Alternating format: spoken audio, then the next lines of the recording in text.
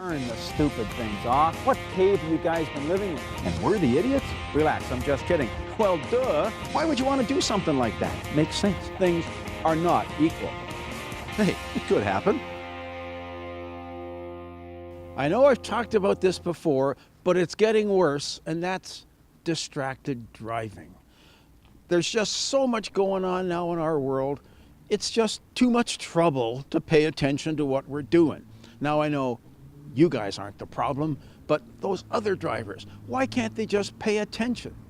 Well, part of the problem, it's getting more and more difficult because there's so much going on in your car. You've got the radio, you've got the cell phone, you've got all this stuff, you've got the sat nav. All this stuff is taken away from the task, which is steering your car down the road. That's what you're in the car for.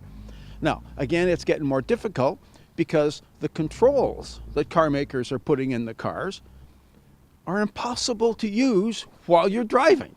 They're all designed by people sitting in a lab somewhere, designing all these fancy screens, which you've got to take your mind off the task to operate. It's, yeah, excuse me, I'll be right with you, 130 kilometer-an-hour traffic. I got to change the radio station.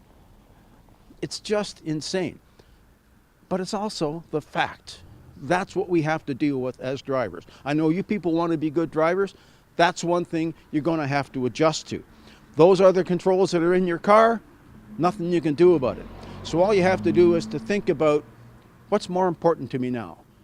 Answering that phone call or not crashing into that school bus? I don't think I have to answer that question for you. So when you're driving, just think about it. You don't really have to answer that phone call. Now, some provinces in Quebec, if you even have a cell phone that's visible in the car, you're going to get a fine. Ontario and BC are both cracking down on distracted driving, writing thousands and thousands of tickets. That phone call is not worth a couple of $100 worth of fines. You can just park it for a while.